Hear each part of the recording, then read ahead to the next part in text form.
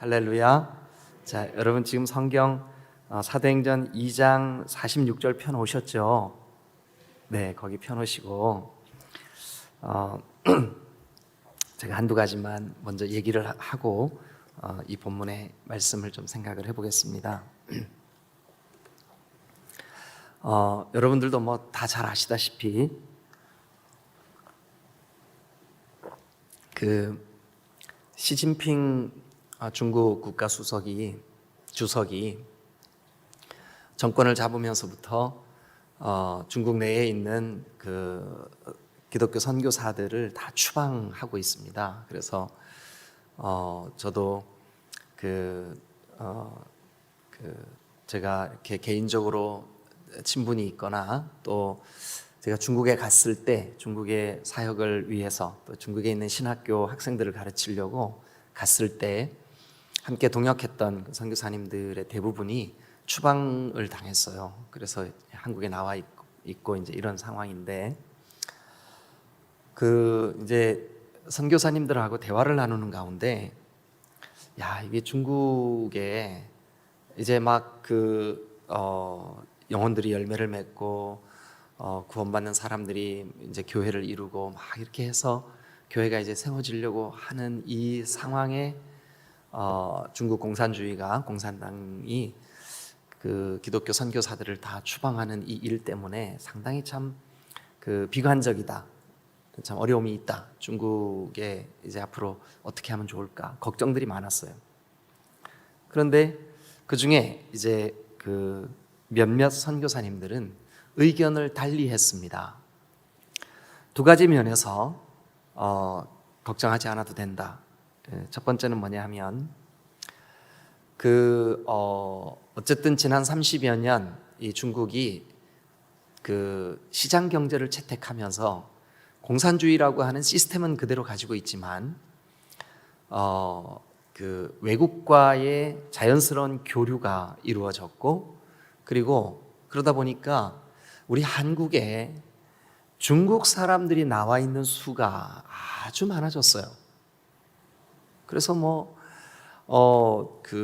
우리 주변에 아주 쉽게 중국 사람들을 만날 수 있고 또 볼 수 있고 이제 이런 상황인데, 감사하게도 중국 사람들이 한국에 와서 중국에 있을 때 만났던 선교사님들과 연락을 취하거나 혹은 또 중국 사람들끼리 어울릴 때 자기들이 겪는 어려움들이 있어요.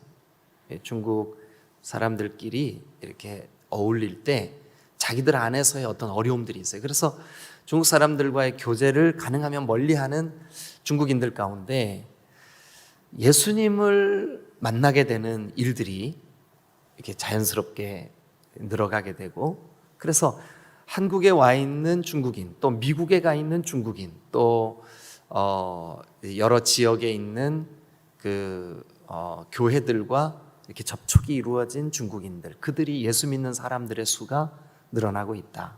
그래서 지금 우리 교회 바로 옆에도 이렇게 카페가 하나 세워졌는데, 그 카페의 남자 주인이 침례신학대학에 유학을 와서 신학을 공부한 한족이에요.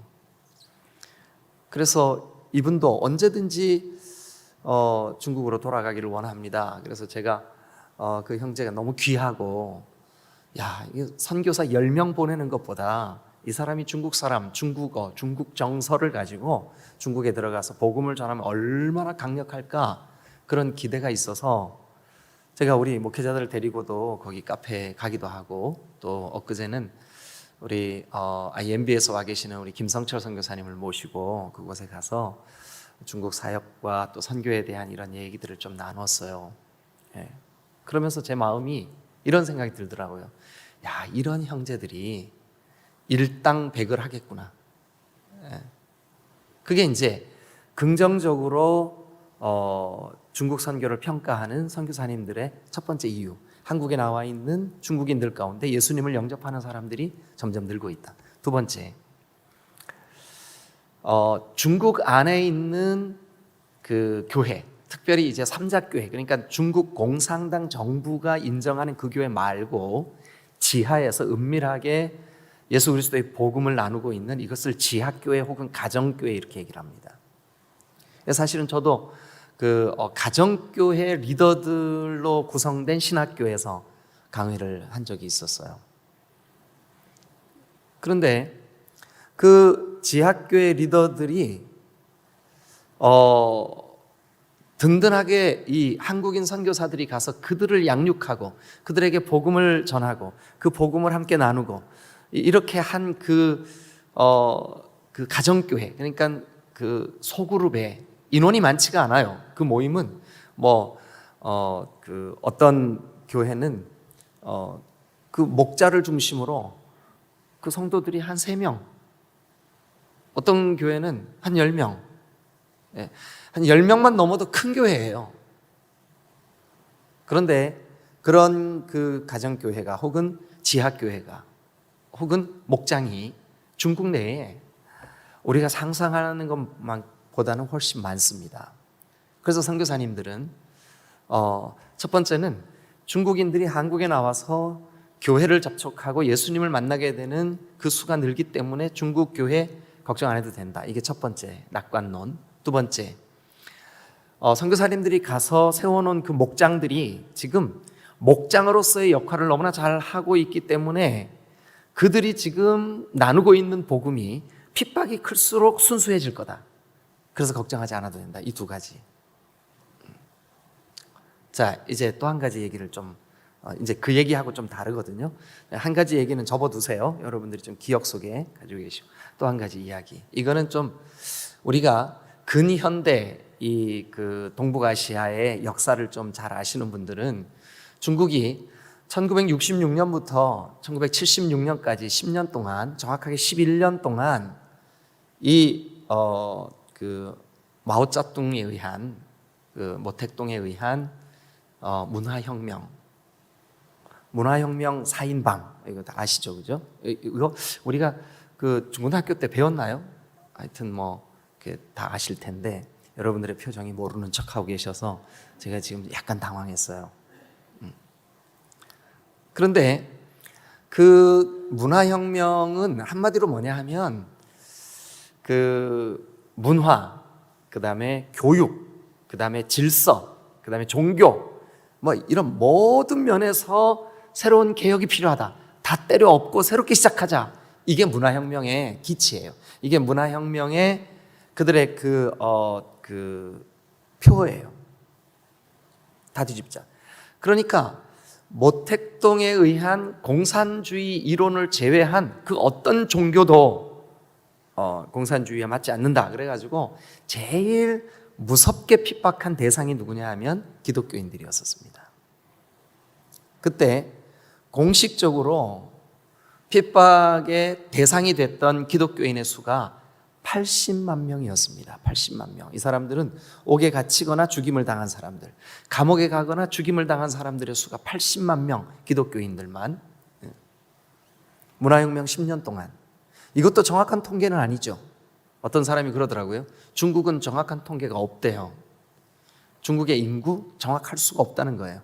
막 조사해 나가면 저기서 막 태어나고 있대. 그래서 저 끝에 가고 15억 9천 몇백 명 딱 했는데 벌써 이쪽에서는 16억이 넘어가고 있는 거죠. 그래서 중국은 모든 것이 다 그들의 통계와 차이가 난다. 그래서 차이나예요.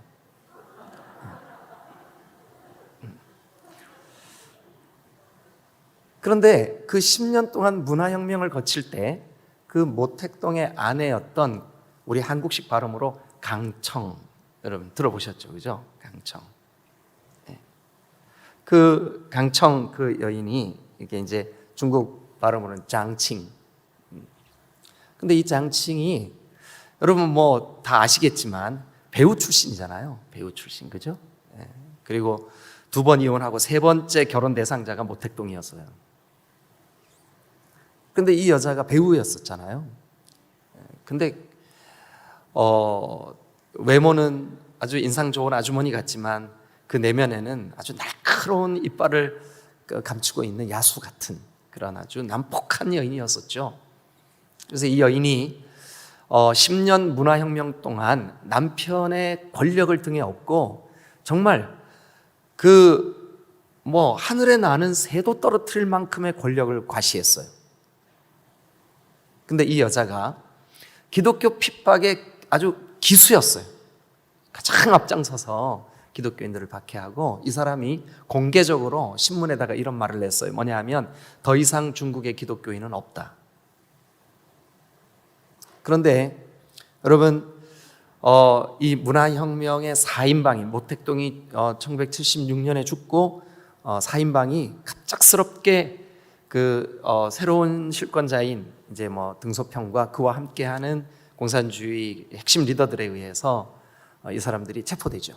그리고 4인방이 이제 사형 선고도 받고, 근데 사형을 집행을 안 하고 이제 무기징역이 돼서 결국은 이제 가택연금 상태에서 이 장칭은 죽어요. 그래서 77세로 죽고 말아요.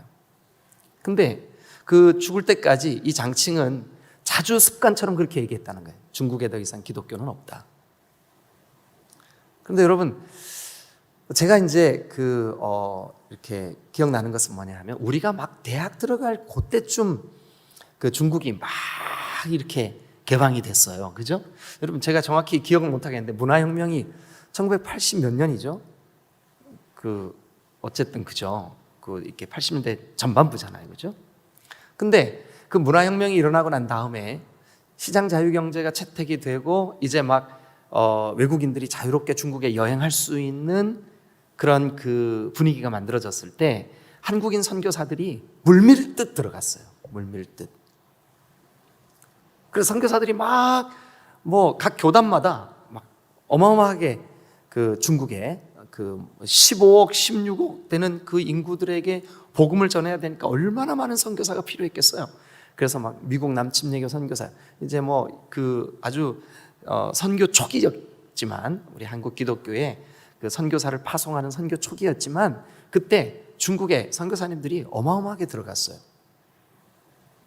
그런데 그때 정확할 수는 없어요. 왜냐하면 교단마다 다 수치가 다르고 이렇게 하기 때문에. 그래서 어쨌든 중국에 있는 한국인 선교사들이 기독교인이 도대체 얼마나 될까?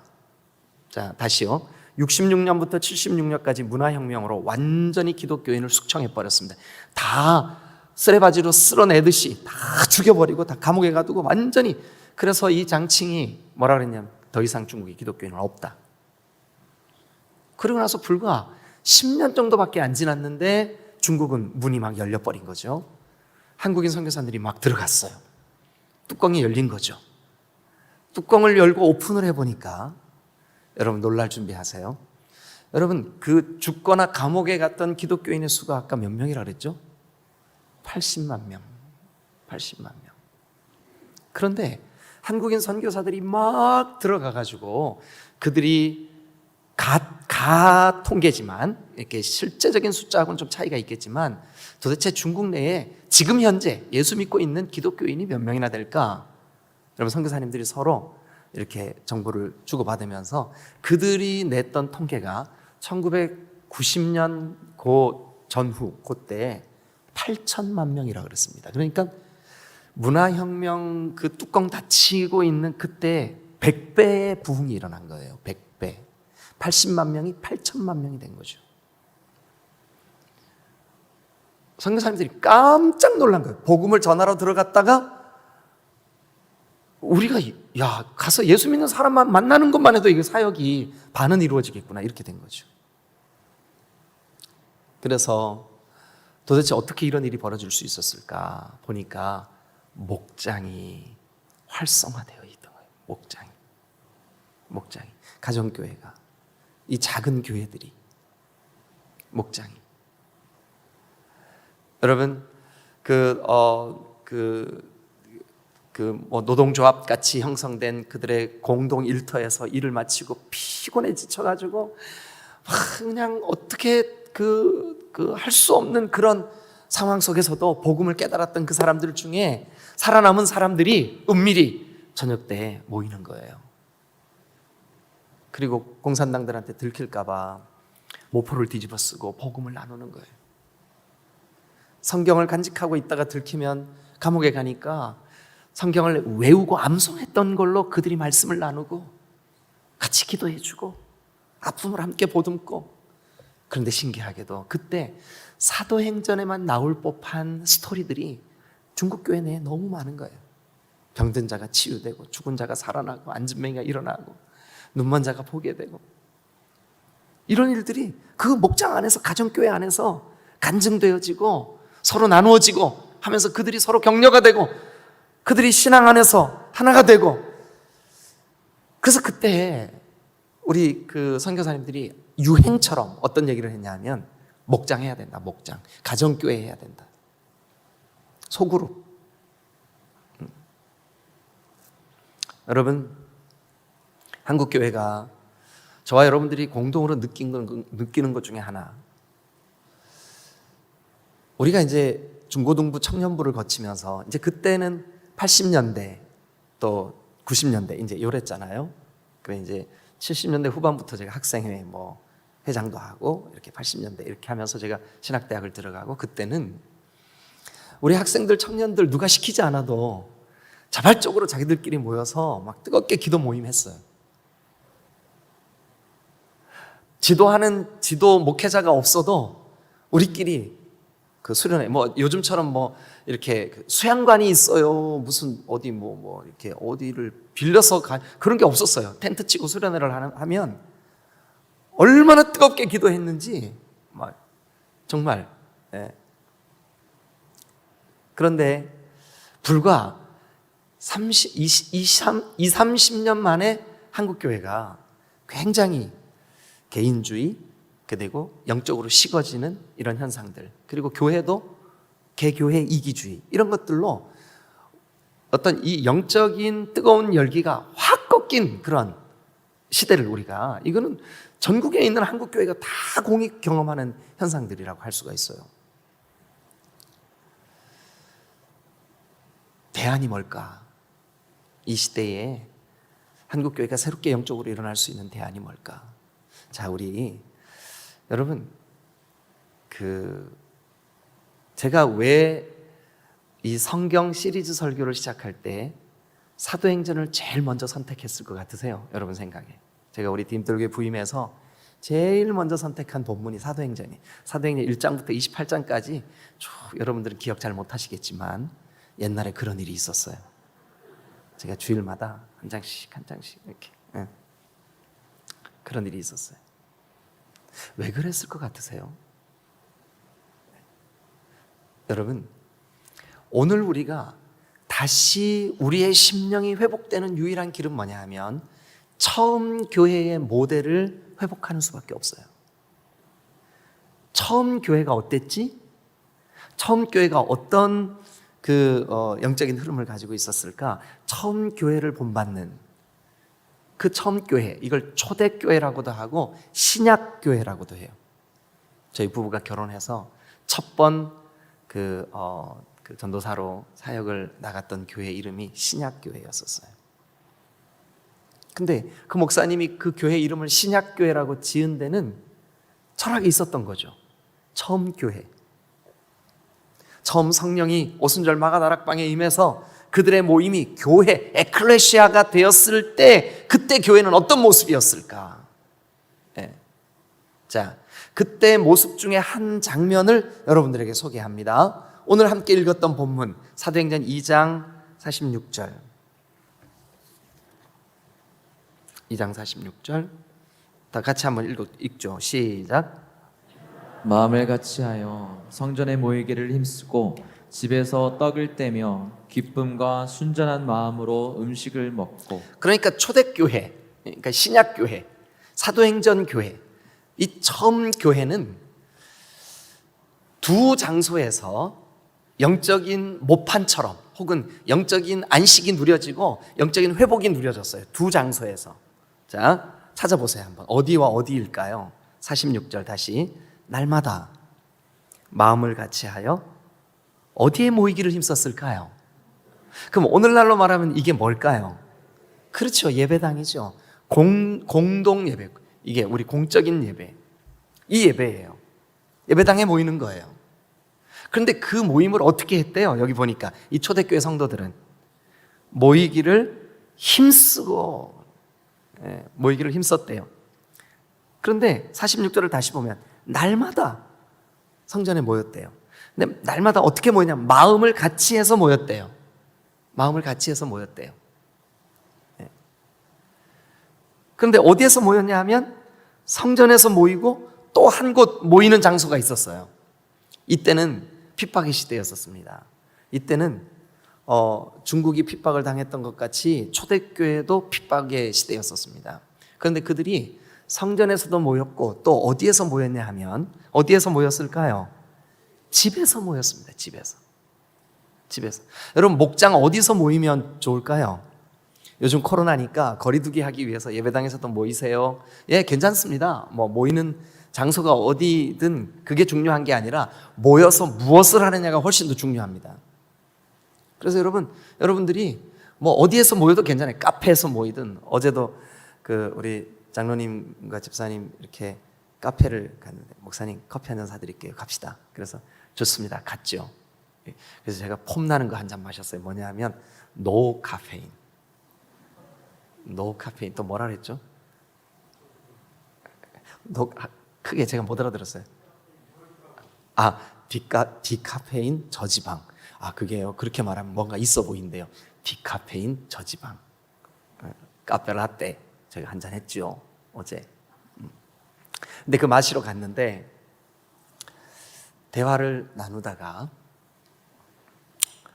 그 주변을 이렇게 보니까 세상에 그 시끄러운 카페에 대학생들이 이어폰을 꽂고 음악을 들으면서 다리를 흔들면서 노트북을 펴놓고 공부를 하고 있는 거예요. 그러면서도 책을 읽으면서 밑줄을 긋더라고요. 그래 장로님도 그렇고 저도 그렇고 아니 공부가 될까요? 근데 장로님이 저한테 그러시는 거예요. 요즘 컨셉이 그래요, 목사님. 그러니까 우리 때처럼 조용한 도서관에서 그거 연필 떨어지는 소리조차도 거슬리는 만큼 아주 정숙한 가운데 공부하던 시대가 아니에요, 지금은. 그러니까 여러분 목장 모임 카페에서 하셔도 된다는 얘기 제가 이렇게 거창하게 한 거예요. 카페에서 하셔도 돼요. 그런데 초대교회는 어디서 했을까요? 집에서 했어요, 집에서. 그러니까 이 집에서 모인 이 모임은 말 그대로 집에서 모였으니까 여기 성경에도 그렇게 나와요. 뭐라고 나오냐 하면 집에서 떡을 떼며 이 떡은 두 가지 의미가 있습니다. 하나는 뭐냐 하면 주의 만찬을 그러니까 복음을 나누는 거예요. 예수 그리스도의 살과 피를 기념하는 거죠. 떡을 떼며. 근데 또 한 가지가 있어요. 뭐냐 하면 식사했다는 뜻도 있어요. 떡을 뗐다는 식사했다는 뜻도 있어요.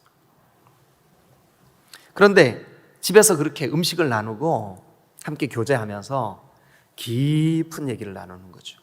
오늘 우리는 주일날 강단에서 선포된 말씀으로 서로 나누고 있고 초대교회 이 성도들은 예수 그리스도의 주되심, 십자가, 보혈, 그리고 예수님의 그 고난, 그리고 부활, 특별히 부활, 이 일에 대하여 목장에서 모일 때마다 함께 나누었는데 나누다 보니까 그 목장 안에서 여러분 우리도 목장 안에서 서로 지지고 볶을 때 있죠. 서로 속상할 때 있고 가슴 아플 때 있고 근데 거기서 다듬어지는 거죠.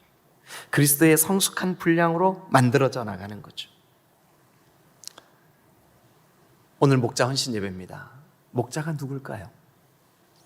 여러분 사실 우리의 진짜 목자는 담임 목사가 아니에요. 우리의 참 목자는 예수님이에요. 예수님이에요. 예수님이 우리에게 내가 양들을 맡길 테니까 네가 이 양을 좀 돌봐줘 하고 양을 맡겨주셨어요. 위탁하셨어요. 그러니까 우리가 진짜 목자가 아니라 진짜 목자는 예수님이에요. 그러니까 목자들이 저도 그래요. 저도 나처럼 이렇게 자격 없는 목사가 또 있을까 세상에? 아니 이거 지금 그냥 하는 소리가 아니라 진짜 어떨 때 참 우리 성도들 안 됐다. 좋은 목사 만나면 참 얼마나 영적으로 풍성할까. 근데 그런 마음이 들 때가 많아요.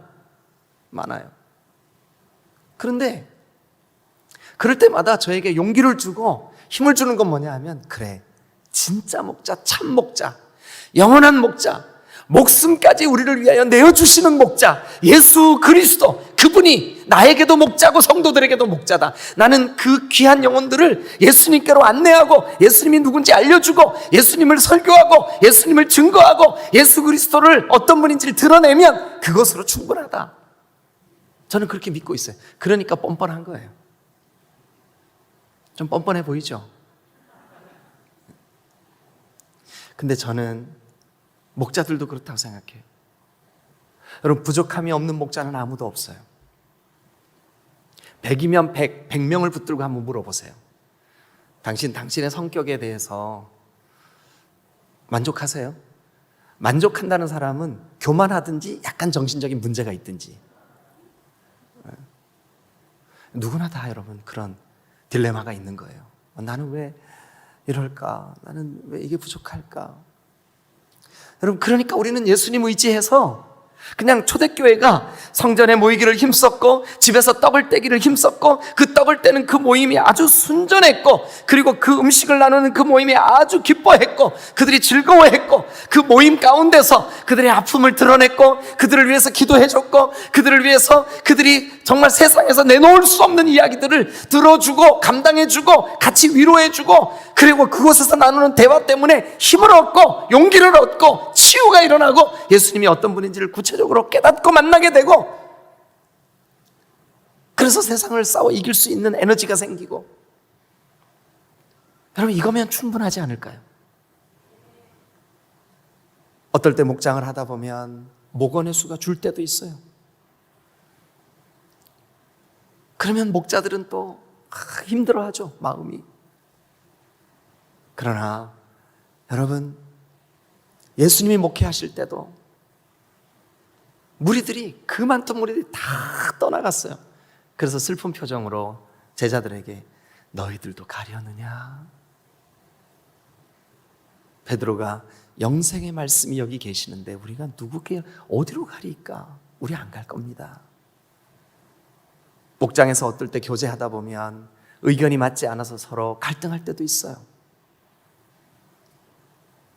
아니, 부모 자식 간에도 갈등하는데 어떻게 남남끼리 모인 목장에서 갈등 안 하냐고요.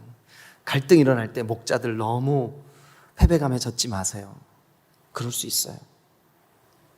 그러나 우리가 여기 지금 말씀에 기록된 대로 날마다 마음을 같이 해서 복음으로 마음을 같이 하는 수밖에 없어요. 다른 걸로는 마음이 같이 될 수가 없어요. 만약에 돈, 세상적인 성공, 어떤 부 이런 걸로 마음이 같이 될 수 있을까요? 절대로 같이 될 수가 없어요. 그런 걸로는.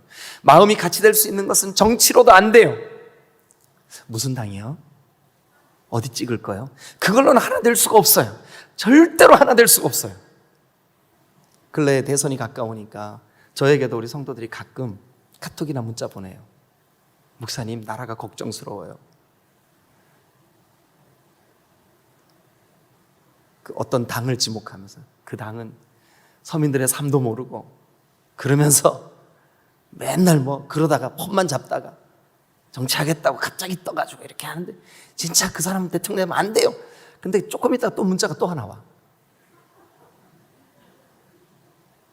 뭐가 오냐 하면, 아니 시장 시절에 막 조폭들하고 올려다니고 그랬는데 그 사람이 대통령 되려고 그런다고, 그런 깡패 같은 놈을 어떻게 대통령 시키냐고. 절대 그 찍으면 안 된다. 목사님, 강단에서 한 번만 얘기해 주세요. 아니, 제가 바보예요? 우리 교회 성도들 중에서는 민주당을 지지하시는 분들도 있고 국민의힘을 지지하시는 분들도 있고 저처럼 예수당을 오로지 지지하는 사람도 있는데, 저보고 어떤 당을 지지하라 그러면 제가 그게 되겠냐고요. 제가 그걸 어떻게 해요? 오직 나라와 민족을 위해 묵묵히 기도할 뿐이죠. 주님이 아시니까. 네. 그런데 여러분, 그렇게 다양한 의견, 다양한 생각, 그런 걸로는 우리가 마음이 하나가 될 수가 없어요. 초대교회는 그런 것들로 마음이 하나가 되지 않았어요. 초대교회는 복음으로 마음이 하나가 됐어요. 예수 십자가로 마음이 하나가 됐어요. 예수의 죽음을 이기신 부활로 마음이 하나가 됐어요. 예수 그리스도께서 주신 교회로 마음이 하나가 됐어요. 우리 딘돌교회도 마찬가지예요. 정치나 이념이나 그리고 부나 어떤 물질이나 풍요나 우리의 자녀들의 어떤 영광이나 형통이나 이런 걸로 하나가 되면 우리는 너무나 기반이 약해져요. 하나 될 수 없어요. 오직 예수 그리스도, 하나님이 우리 구원하시려고 이 땅에 보내신 독생하신 아들 성자 하나님 예수 그리스도, 그분의 주되심, 그것만 우리를 마음이 하나 되게 할 수 있어요. 근데 이 성경을 보세요. 날마다 마음을 같이하여, 뭐를? 복음으로 마음을 같이하여. 어떻게 했는데요? 성전에 모이기를 힘쓰고 집에서 떡을 떼며 기쁨과 순전한 마음으로 음식을 먹고 하나님을 찬미하며. 근데 그렇게 했는데 백성들에게 칭송을 받은 거죠. 목자 여러분, 우리는 뭐든지 다 할 수 있는 사람들이 아니에요. 우리도 자존심도 있고 우리도 내 기질과 성품이 있는데 어떻게 모든 사람들을 다 맞춰줄 수가 있나요? 안 되는 거예요. 복음으로밖에 우리가 하나 될 수가 없어요. 목장은 때로 갈등하지만 그곳에서 다듬어질 것을 기대하세요. 때로 서로 오픈하지 못하는 것 때문에 가슴 아플 때도 있을 거예요. 그러나 오픈하기를 힘쓰세요. 삶의 은밀한 부분까지 서로 오픈해서 부둥켜 안고 같이 기도해주고, 그리고 같이 먹고, 그래서 식구라고 하는 거예요. 우리 목장 식구, 우리 교회 식구. 저는 이 식구라는 말이 너무너무 좋아요. 입을 맞대고 같이. 그 외국 사람들이 보면 기겁을 하지만 우리는 아주 좋은 문화 하나 있죠. 된장찌개에 네 숟가락 내 숟가락 다 같이 막 담그는 거예요. 그게 좀 뭐 위생적이지는 않지만 어쨌든 그게 식구예요. 여러분, 저와 여러분들은 식구예요. 여러분, 어느 순간 우리 부부가 여러분들의 식구가 됐어요. 여러분들은 내 식구예요.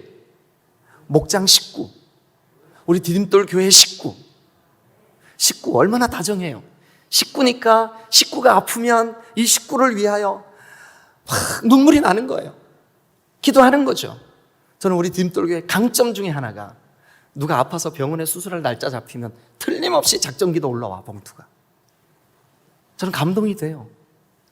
야, 우리 교회 소망이 있다. 네? 여러분, 잘하고 있는 겁니다. 그렇게 하셔야 됩니다. 우린 식구니까.